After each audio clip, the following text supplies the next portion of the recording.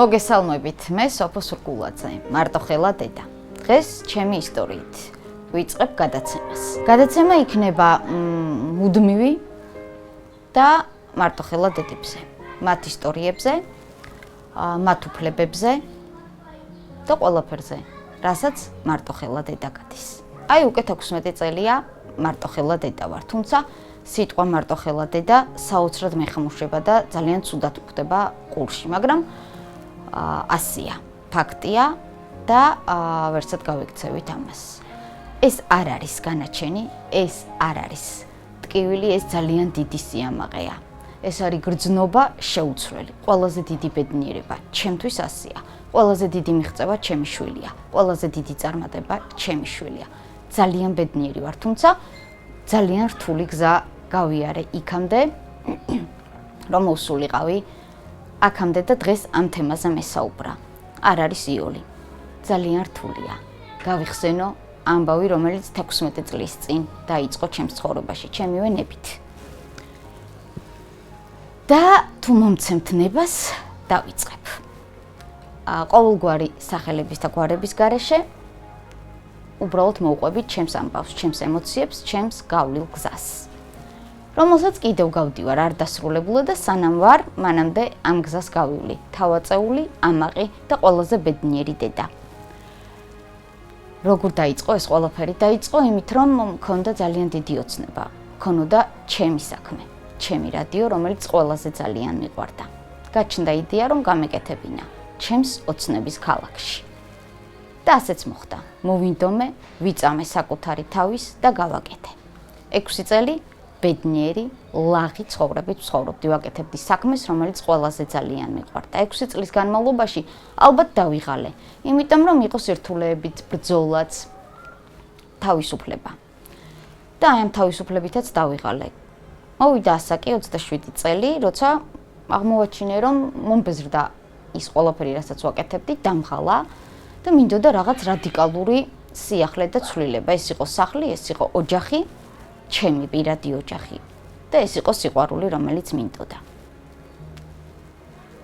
ჩემს წინ ცხოვრობდა ოჯახი, რომელთაც არასდროს არ ყოფილვარ აღფრთოვანებული. მაგრამ ამ ოჯახის წევრიდან ერთი ბიჭი შემიყვარდა. ძალიან სწრაფად მოხდა ეს ყველაფერი. 3 კვირის განმავლობაში ემოციით ვიყავი სავსე და მიყვარდა. თუმცა ოჯახის შექმნაზე არ ვფიქრობდი. სანამ გავყვებოდი წინა დღეს ჩემი მეგობარი მეკითხებოდა, რომელიც ჩემთან სახლში ცხოვრობდა. სოფო, რომ შენ ასეთ ადამიანს გავყვები ცოლად, ის ხომ არ მუშაობს, მას ხომ არაფერი აქვს. მე ვუთხრე, რომ მაგაზე არც ვფიქრობდი, აბსოლუტურად გულწრფელი ვიყავი, რადგან მას ნათქვამიც კი არ ქონდა მიყვარხარ, უბრალოდ იმ ურთიერთობით რაც იყო, ბედნიერი ვიყავი. შემდეგ დღეს მისი დაბადების დღე იყო, რომელიც ჩემთან სახლში ავღნიშნეთ.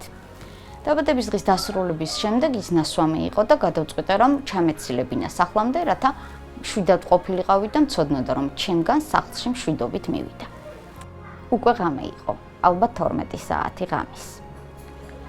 და გზაში მეუბნება, რომ ეხლა სადაც მივლოთ, ან იქ დარჩები, ან ეხლავე გადადი მანქანიდან. რომ გავიხედე, აღმოაჩინე, რომ ტყეში ვიყავით და არცად გადასვლას არ ვაპირებდი. და რაც მთავარია, მივხვდი, რაზეც იყო საუბარი. მივედით ძალიან მშვიდად, ძალიან წყნარად. გათენდა. მე ეთერი მაქვს. გადაწყვეტილება ხომ არ შეცვლილად გკითხე და არაო მითხრა. დავრეკე ჯერ სამსახურში. სადაც ვუთხარი, რომ ვერ მივიდოდი, რადგან გავთხოვდი. ყველა გაოგნებული დავტოვე. არავინ ელოდა. შემდეგ დავრეკე მეგობრებთან, რომლებიც სახლში მთელი ღამის განმავლობაში დარწმუნებული ვარ, რომ ელოდნენ და თეთრად გაათენეს. ძალიან ნერვიულობდნენ, იმიტომ რომ ცოტა ხნით გასული არ დავბრუნდი. დავრეკე და ვუთხარი, რომ გავთხოვდი თქო, არც მათ დაიჭერეს. შემდეგი ზარი დედასთან განხორციელდა. რას შვები თქო ვკითხე. სამსახურში წასასვლელად ვემზადებიო. დაჯექი რაღაც უნდა გითხრათ, კაი, რა მითხარიო. არა დაჯექი და გეტყვი თქო, კაი დავჯექიო. გავთხოვდი თქო. რაო? გავთხოვდი თქო. ვის გაყევიო? არ ვთქვი. იმიტომ რომ რეაქცია ვიცოდი, რაც იქნებოდა. ერთადერთი რაც მთხოვა, დედამ მამას მე ვეტყვი, იმიტომ რომ საჭესთან ზის და შენ არ დაურეკო. კარგი მეთქი. შემდეგ განვითარდა მოვლენები ასე, რომ მოვიდა დეიდამისი, წავედით დეიდამისთან და იქ მოხდა ვითომ ხუმრობით პირველი ხელის გარტყმა.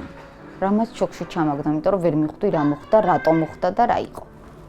მაგრამ გამართლება ქონდა ასეთი, გაგეხუმრე. მეც დავიჯერე, მინდოდა დამეჯერებინა.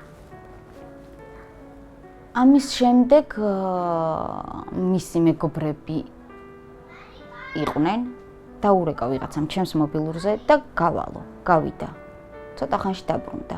მე ძაღის მოდი ერთი წუთითო მივედი და აღმოვაჩინე, რომ იყო არაფხიზელ მდგომარეობაში. საშინელ არაფხიზელ მდგომარეობაში და ეს იყო ჩემთვის პირველი შოკი. ასე მითხრა, მეგობრებმა მაჩუქეს, საქორწინო საჩუქარი გამიკეთეს. ჩვენ დავბრუნდით ჩემთან სახლში და გავაგრძელეთ თანაცხოვრება. ოღონდ ეს იყო სრული ქაოსი, იმიტომ რომ არც ერთი წუთი მარტო არ რჩებოდით. სულ მისიანები იყვნენ, მეგობრები, ნათესავები. მე არ მქონდა იმის დრო, რომ დავფიქრებულიყავი, რა ხდება, როგორ ხდება, სულ ქაოსში ვიყავი. ჩემს მეგობრებს ისე ხვდებოდა, რომ ისინი მეორედ ჩემთან ზუსტად ვიცოდი, რომ აღარ მოვიდოდნენ. სამსახურში იშვიათად დავდიოდი, თან ახალ გათხოვილი ვიყავი და მქონდა ამის უფლება. იყო ქორწილი. რა თქმა უნდა, ქორწილშიც იყო არაფხიზელი. ქორწილმაც ჩაიარა. ცხოვრება გაგრძელდა ძალიან რთულად, ძალიან მძიმედ. ტიროდი და ვერ ხვდებოდი რა იყო მიზეზი. ღმერთო მიშველეთქო და ვერ ხვდებოდი რატო ვიყავი ასე ცუდად, იმიტომ რომ ვერ ვასწრებდი გააზრებას რა ხდებოდა. საოცარი ქაოსი იყო, სულ გაღიზიანებული იყო. მხოლოდ არაფხიზელ მდგომარეობაში იყო ძალიან კარგი, მაგრამ ეს არაფხიზელი მდგომარეობა მუდმივი არ იყო. იყო კამათი, იყო ჩხუბი, იყო არსიყვარული მისი მხრიდან. მაგრამ მე მეგონა, რომ ჩემი სიყვარული ორივეს გვეყოფოდა და გადაგვარჩენდა, რაც იყო ყველაზე დიდი ტყუილი. 3 თვის განმავლობაში ასე გრძელდებოდა. მოვიდა ჩემი მეგობარი. და რომ დაინახა ის იმ მდგომარეობაში, რა მდგომარეობაშიც დახვდა, მეუბნება, რომ ხვალ მანქანა მოგაკითხავს და სამსახურში მოდიო. სამსახურში რომ მივედი, ჩემმა მეგობრებმა მითხრეს, რომ ან ეხლა ჩაალაგებ და წახვალ, ან რეკავთ შენებთან, რომ ჩამოვიდნენ და გიშველო, იმიტომ რომ შენ ადამიანს აღარ გევხარო. და უფიქრებლად, გაუაზრებლად მივიღე გადაწყვეტილება, მივედი სახლში, ჩემ მეგობრებთან ერთად. რაც ხელში მომხვდა, ჩავალაგე, ბინის საბუთები ავიღე და წამოვედი მოტყუებით. მას ვუთხარი, რომ თათბირზე მივდიოდი და წამოვედი თბილისში. დავტოვე სახლი, მეგობრები, სამსახური, თავისუფლება და წამოვედი. ჩემმა ერთმა არასწორმა კიმ რადიკალურად შეცვალა და დაანგრია ჩემი ცხოვრება. 4 თვე ვიყავი თბილისში. ტკიოდა, არა სულიერად, არამედ ფიზიკურად. ეს გაუსაძლისი ტკივილი იყო. თუმცა დავიწყე მუშაობა. მაგრამ გამოჩნდა პატიების თხოვნით, გამოჩნდა გამოვსწორდი, აღარ ვიზავ და შევურიგდი. წავედი. და ვიყავი ძალიან ბედნიერი. ოღონდ ძალიან მცირე დროით. როდესაც დაიწყო სირთულები, სახლიდან გამოსვლისას ფეხებს თავისით მივყავდი ეკლესიაში. მიუხედავად იმისა, რომ წამდა, ეკლესიაში ძალიან იშვიათად დავდიოდი მხოლოდ დღესასწაულებზე. ამ შემთხვევაში კი ყოველდღიურად ჩემივე ფეხით მივდიოდი. ვაკეთებდი მეტანიებს და ღმერთს ერთს ვთხოვდი, რომ გავეხატე მას დედობის ღირსი. და თუ მე დედა გავხდებოდი, ავიტანდი და გადავიტანდი ყველაფერს, შევპირდი ღმერთს. და ასეც მოხდა. ერთი კვირის შემდეგ აღმოვაჩინე, რომ ვიყავი ფეხმძიმედ და ვიყავი უბედნიერესი. თუმცა ეს ყველაფერი გაგრძელდა ერთი თვის შემდეგ, მოვიდა ცნობა, რომ ის იყო ძებნაში.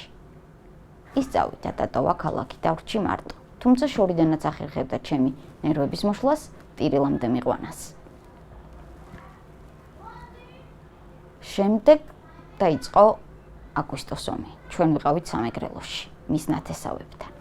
ჩემმა მშობლებმა არ იცოდნენ. დედა ჩემი რომ ჩამოვიდა და არ დავხვდი, რა თქმა უნდა, მოითხოვა რომ დავებრუნებინე ჩემივე სახლში და დამაბრუნეს.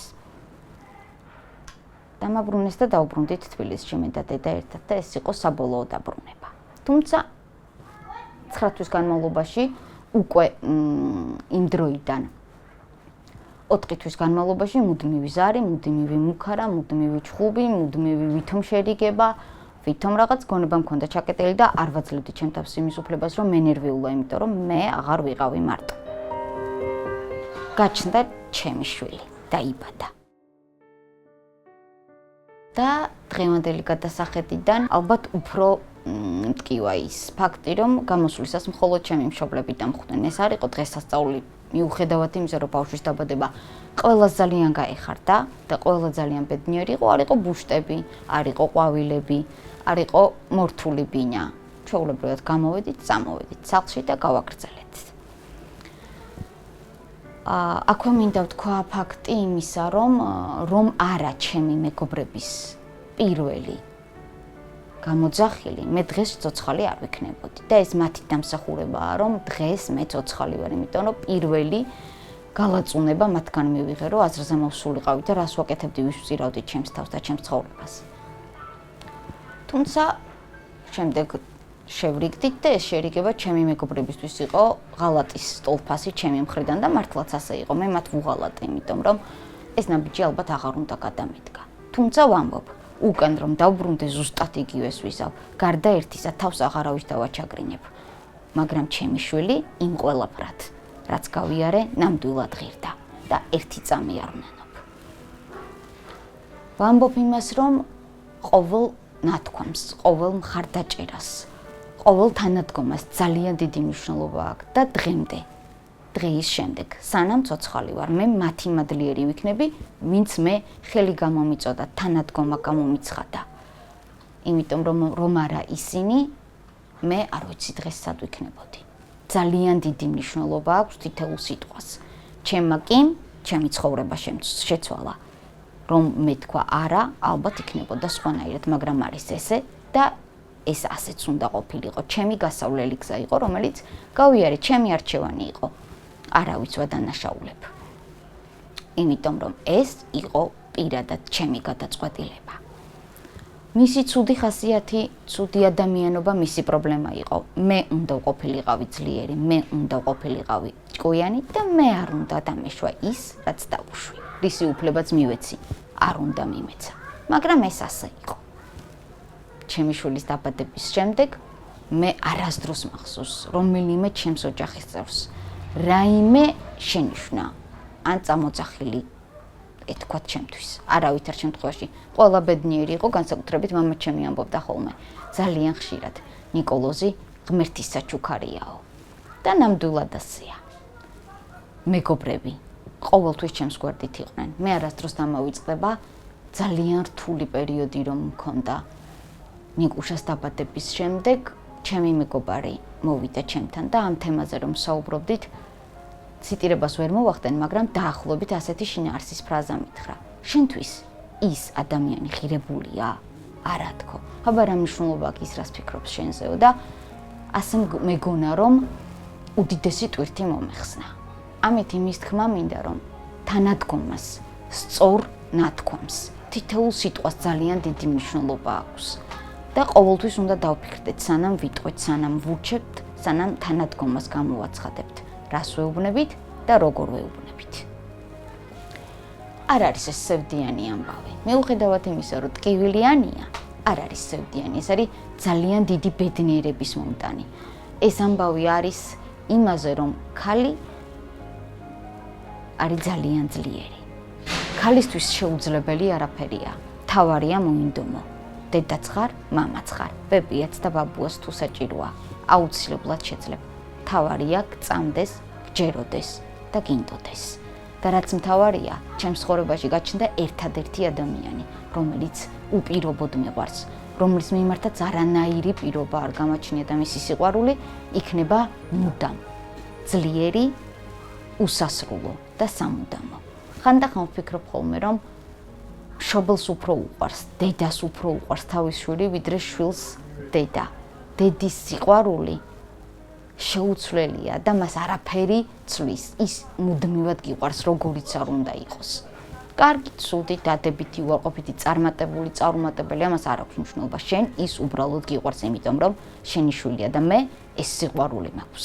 ყველაზე ძვირფასი რამ ცხოვრებაში. ეს ღირსიც გავხდი, ეს დედობაა.